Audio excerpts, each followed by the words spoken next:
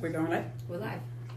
Hi, everyone. Morning. Good morning. Thank you so much for following us. We really appreciate it. We're seeing more and more of you showing up to watch our show, and we really appreciate it. So Gina and I are getting ready. We're getting ready for our show that's starting in about 30 seconds. And we're going to talk about skincare and dermatology and what you can do to save your skin, right? Yes.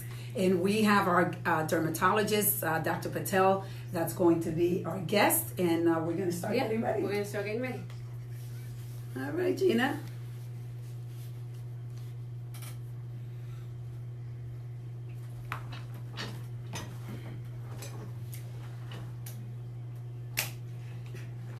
Good morning, Gina. How are you? Good morning. Thank God for this break in humidity a little bit, right? Yes. Happy Friday. Happy Friday. Happy Friday to all of you. Happy Friday to our Facebook friends.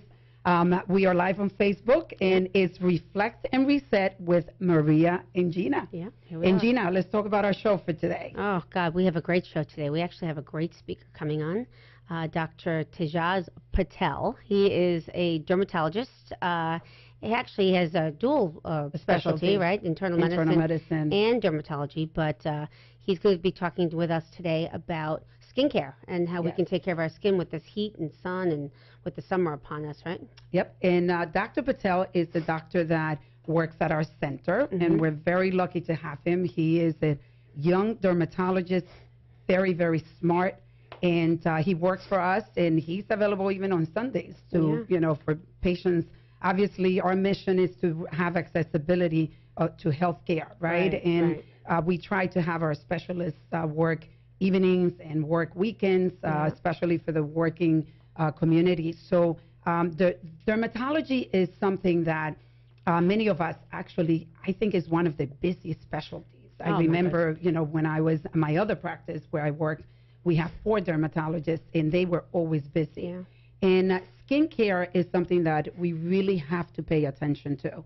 I know personally, I have the experience of my mother having melanoma, which is a serious skin cancer. Is actually one of the worst. And actually it looks very small on the surface, and usually it can be huge underneath the skin. Yeah, that's what happened with my mom. She had a white spot, and the whole area under her eye was taken off.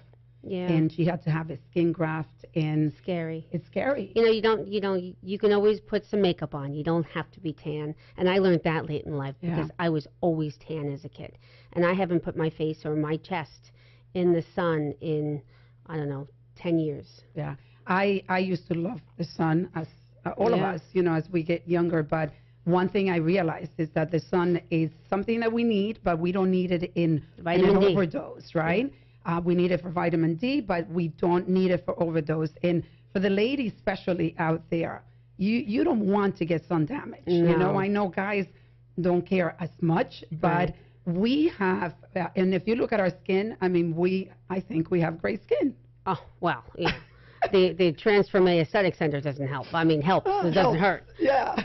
But we also have paid attention to the fact that we cannot be in the sun. And if you're going to be in the sun, you need to make sure your skin is protected. Yeah. Always hat, umbrella, and sunscreen. When I walk around in the outside without makeup on, I have packs of sunscreen on that I actually have a white hue to me. I know. I've seen it. It's actually quite very funny. Cute. I looks very cute. Come on. Gina has made white face actually a trend, and it looks cute on her. I guess we adjusted to that. Well, yeah, you have no choice. So, but it is important, and people think that having so much color, you look good. You might look good temporarily, right? But it's something that it's you not know what it is. It's so drying also that all of a sudden you look great that night because you're glowing, and then next thing you know, a couple of days as it starts to fade, your skin looks ruddy. Yeah. It doesn't have that nice glow anymore, and I just don't understand why people are consistently laying in the sun. Yep. So I remember when I went to the dermatologist, and I started, I would say about 8 years ago, I started really taking care of my skin and being conscious that, as I get older, I wanted to look the best that I could. Obviously, age is something that we're blessed to have. If we get older, we're lucky Yeah. because a lot of people don't get to get old, And you know right? the other thing also is that they say, oh, it's hereditary. She has good skin because it runs in the family. You know what? Bull. I say bull with that because I don't care how good your mother's skin or your grandmother's skin, you can destroy your skin very early in life. Absolutely. Yeah. And I started to tell you, my dermatologist showed me in a magnifying glass, the damage Yeah. that you're doing to the skin, and I was like blown away by Yeah. that. I said, okay, that's it. You convinced me, and I decided I went on this journey to take care of my skin. I stay away from the sun. I put sunblock every single day before the makeup. Yeah. I have 30 sunblock, and that is important. I mean, Yeah. I know you do the same I thing. do the same thing. Yep. And then always when not going to work, but on weekends I have my hat on. Yeah.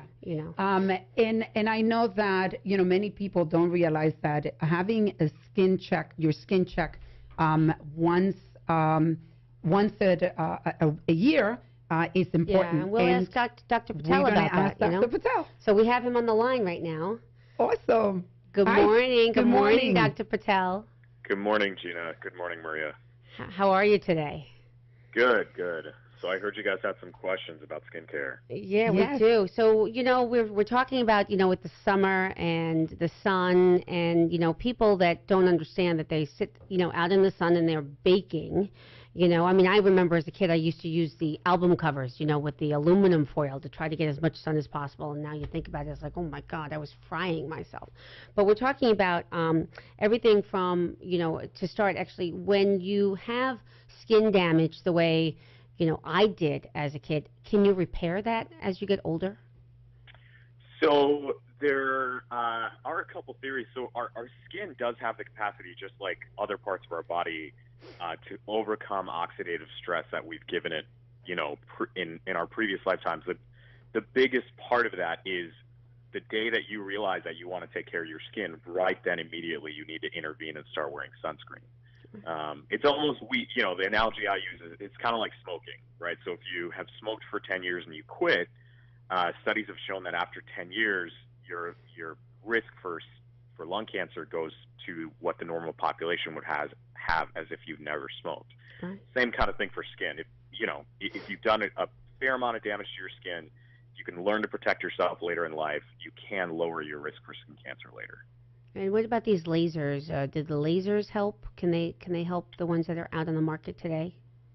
So there are a couple different kinds of lasers. There are lasers that will help the cosmesis of the skin. So lasers that'll change, like, if you have different skin pigments and tones that are in your skin because of sun damage, they can help that. To a certain degree, they can help kill off some of the cells that could lead to cancer. But for the most part, the real way, from a medical standpoint, the real way to normalize your risk for skin cancer is to make sure that you start wearing sunscreen all the time, wear protective clothing. Yeah. The lasers are more for cosmesis. Got it. Hi, it's Maria, Dr. Patel. Thank you so much for joining us. We were very happy that you were available this morning. I wanted to ask you about tanning sprays. Are they good or bad or indifferent? So, like you guys were mentioning before, there's no medical evidence that shows having a tan is good for you. But media being what it is, a lot of people feel like they feel better having a tan. So a lot of times as physicians, we can't necessarily just dictate our ideals to patients. We have to learn to adapt to what they want. So if the patient wants a tan, obviously I have two options. They're going to go to the beach or go to a tanning booth, or I can try to at least convince them to, do the tanning sprays. The tanning sprays themselves don't have any harmful effects to the skin and the biology of the skin long term. So it's definitely a very safe alternative to trying to get a tan, out in the UV radiation. So the tanning spray, do they have sunblock in it? So there are some that, like, most of the tanning sprays that you apply the day of have them. If you're getting a tanning spray like at a tanning salon type place, they usually don't have it, mainly because the chemicals that they use to make these tanning sprays, the sunscreens that they would possibly put in them would break down by the time you got to the beach a week later. That's true. Makes sense. So usually the only ones that have the sunscreens in them are the ones that you put the tanning spray the same day that you're going to go out to the beach. And and also, is it true that sunscreens, for example, that there's nothing better than what they say, 50 or 30, or like, oh, anything over 30, don't even bother. You know, it's the same. So so the way the SPF factor works, kind of a rough estimation is if you take the number, that's the fraction of the UV radiation that your body absorbs. So let's say SPF 15, let's through 1 out of 15% of the radiation that is bestowed upon you by the sun. So when you go from 30 to 50, so SPF 30 lets in about 3% and SPF 50 lets in about 2%. That may not seem like a lot, and that's why even a lot of dermatologists say, oh, like anything over 30 is, it's about the same. The thing is, you don't really care what gets blocked by the sun, you care what gets through. And going from 2% to 3% is a 50% increase in the amount of UV that you're absorbing over the same period of time. The other reason I recommend that people do buy high SPF sunscreens is because, for the most part, when we examine the American population, we tell people to, apply 10 minutes before they go out, apply every 2 hours, and also make sure they're applying enough. And usually on all those scales, most people don't meet the requirements. So at the end of the day, if someone's going to put on sunscreen, I'd rather them put on high SPF, mainly because I know they're probably not putting on enough, and they're not putting it on frequently enough. Oh, makes sense. Makes sense. Do we have a question? Yeah. So the I want to go back to the spray. So if you do the spray that is more permanent, do you go and put sunblock on top of it, or is they going to take away the spray? So the one thing that the spray can do, because it's color itself. So obviously people that are of, let's say, Asian or African descent, the whole reason that we have melanin is to protect ourselves from the sun. So the color itself does bestow some level of protection. That doesn't necessarily mean it's the same as putting sunscreen in it, but the color itself will deflect some of the sun rays. So it itself acts as sunscreen in some sense. But it's not total protection. Even people like I'm of Indian origin, I have brown skin, even I have to put on sunscreen. So, it is a good idea to put sunscreen on top of it, yes. And we have a question from our Facebook Live, and they wanted to know if the needs of sunscreen is different summer versus winter. So, that's mainly based on behavior. Obviously, more people are spending more time out in the bare sun, outside during the summer. They'll spend hours, while in the wintertime, they spend next to no time outside. Right. Having said that, a lot of people mistake the fact that even on a cloudy day, there's no sun, so there's no radiation. There is UV radiation even on cloudy days, even on winter days. And if you are interested in protecting your skin, it is a good idea to try to protect it year-round. I mean, think about it. When you go skiing, you come back so red because of the reflection off the snow, right? I mean, many times that you forget because you're thinking it's wintertime that you don't need sunscreen. Meanwhile, you get a lot of color, and right. That's a great example. Yeah. That's a great example. That's why when I go skiing, the next day, I come back to the office and people say, "Oh my God, were you away? Were you away?" Mm-hmm. And I realize that. I put sunblock every morning when I go skiing anyway. Yeah, it is important. Moving away from the tanning and the sunblock. But there's other people that are interested in learning more about adult onset acne, especially cystic acne. And can you talk about some of treatments for that type of acne? Okay, so adult onset acne is a fairly distinct entity from like the acne that people tend to get in teenage years. It usually happens in women in ages 25 to 35 historically, even though we're kind of seeing a migration to even slightly older women, like around their 40s. Usually happens around their jawline, and it usually gets worse with their period. Because of the way this type of acne acts, it's usually hormonally based, and usually hormonally based treatments are the best. So first-line therapy for acne in women that's around the jawline and gets worse with their period is birth control, actually.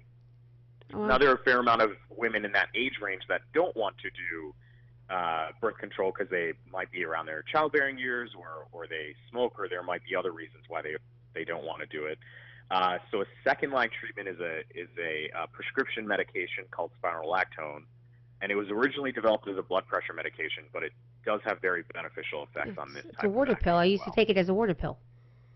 Yes, exactly. Yeah. Got it. So Yeah, that treatment obviously will be for men, because the men would not be taking the birth control pill. Right, yeah. And to be honest, in terms of demographics, adult onset acne skews very heavily towards women rather than men. Yeah, I noticed that. Interesting. I noticed that too. I guess it's because of hormonal. I mean, Yes. So it is because of women's hormonal cycles is the main reason, yeah.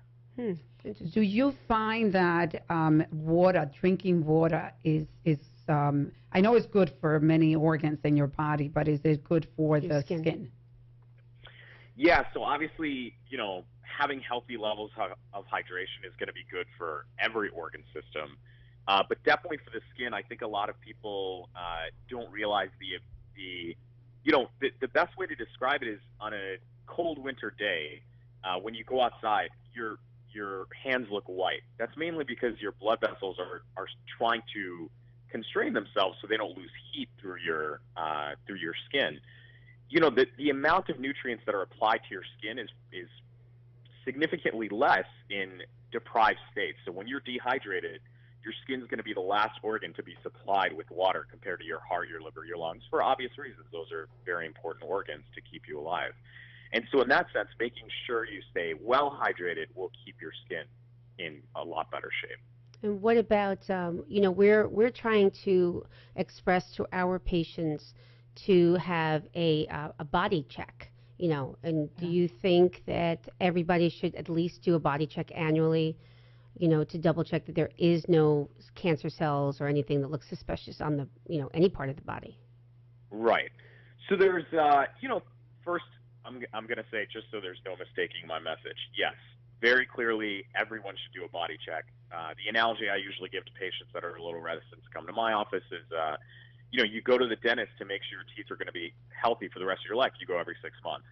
In the same sense, people should come to the dermatologist every year just to make sure that they're not growing something that is dangerous for them long term. Usually I recommend that people start coming at the age of 30 once a year. And you kind of vary that based on their risk level. So people who have had a family history of skin cancer, they personally have maybe gone to tanning booths when they were a teenager, they might need to come a little earlier, around the age of 25. And then I have like a high risk category, like patients who have more than like 10 or 15 moles. They may need to come a little more frequently when they first start coming so that their dermatologist can map their moles. Basically, mapping moles means we take pictures of their moles so that way we have a snapshot in time that this is how they looked. And in the future, when they come for subsequent visits, we can then compare those moles to the way they looked. And if they've changed, we can, take a biopsy and whatnot.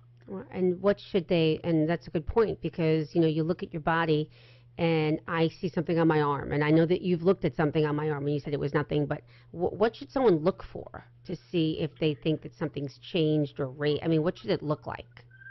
So there are two main groups of skin cancer. There's melanomatous skin cancer and non-melanomatous skin cancer. So the more dangerous form, melanoma, which is the most deadly cancer in medicine, the main thing you're looking for are dark moles, and you're looking for what we call the ABCDEs.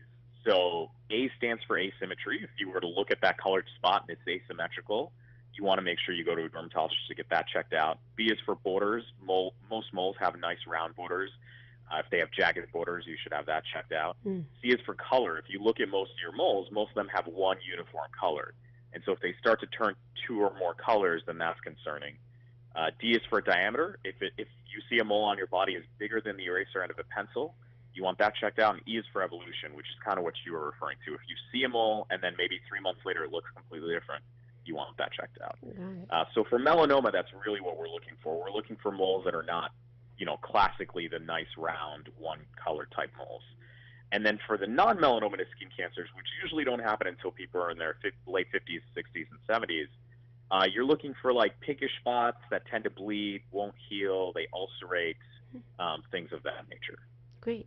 So melanoma is something that my mom experienced, and I went through that and with her, and it was pretty ugly. I mean, she had it in her face, under her eye, lid, and it was it was very ugly to see. You know how much damage they when they took it off. There was such a big area that she lost. They put a skin graft on her.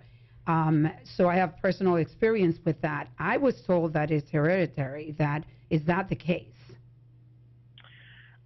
So we are finding, I mean, just to preface what I'm about to say, a lot of the science that I'm going to talk about, this, it's done in the last decade, so we're still learning a lot more about melanoma that we didn't know in the past 50 years.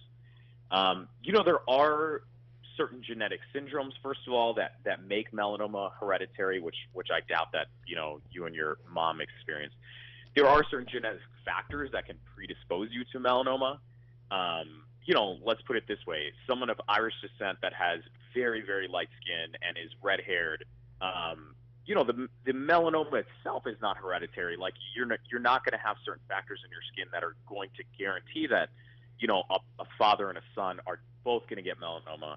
But, because they're both light-skinned, and if they happen to both live in countries that have much more sun exposure than where they're from, let's say Ireland, then, you can kind of look at that as a genetic predisposition. In that sense, I wouldn't necessarily say most people have genetic reasons why they would inherit a melanoma, but they usually inherit factors that make them predisposed to melanoma, having lighter skin or possibly even certain immune phenomenon that can make them predisposed to it. That makes a lot of sense. So melanoma is directly related to the sun too, or generic? That is the biggest factor, yes. Now, again, a lot of the science is new, and there are some genes that we're finding that can predispose you to melanoma. Kind of like there's a BRCA mutation that can predispose women to breast cancer, and if they inherit it, so there's nothing that's been shown exactly like that outside of specific genetic syndromes. But as we find out more, we're finding that there may be some, and we just haven't been able to show in the science that this is definitively the gene that causes melanoma and it can be inherited. So there's no research as of right now to clarify what I'm saying. Okay. My other question to you is, I know women, we use a lot of makeup and foundation and, everything else, mascara. And I know that I've been told that it's so important to make sure you go to bed with a clean skin. And I realized that I use the makeup removal swap. The towelettes.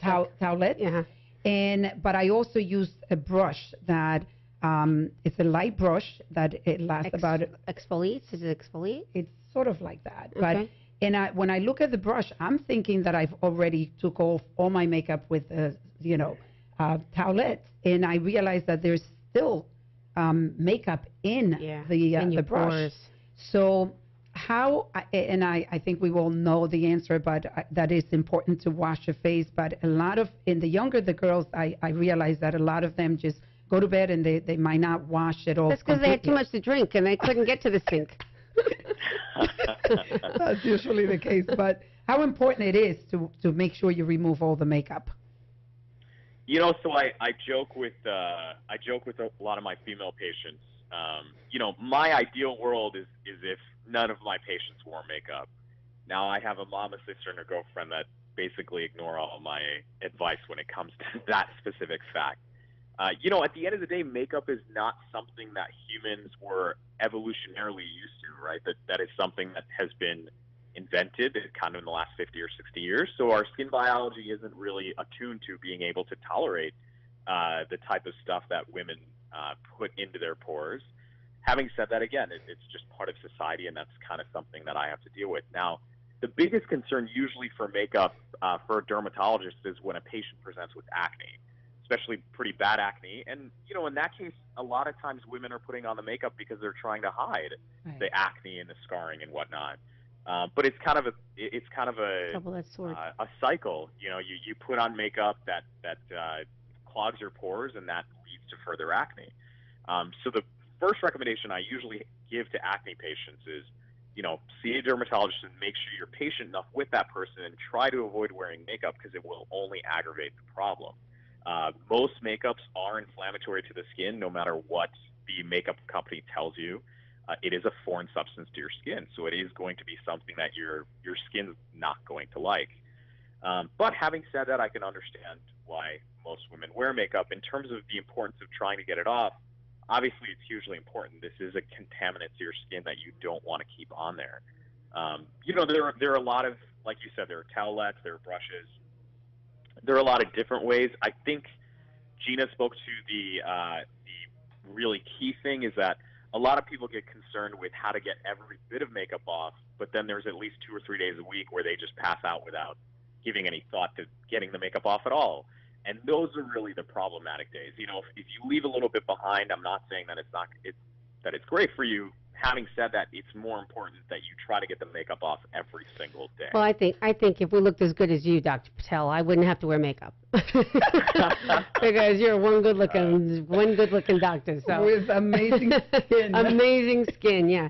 So we're going to. I actually, I was thinking of the teenagers that you see that have acne. And, that I actually feel bad for them because I know that I read a study that teenagers that have acne, they suffer from depression. More of them suffer from depression because of the way they look. Well, we're going to have to wrap up the show, actually, but thank you. I guess we'll invite you again so that we can continue having these great conversations. You were amazing. Thank you so much, Thank you, Dr. Patel. Take care. And we'll see you this Sunday at 4 May. Bye-bye. Bye. Thank you, guys. Thank you, everyone. Take care. We'll Have a see great you weekend. next Friday, 9:30. Reflect and Reset with Maria and Gina. As always, we'll be here. All right.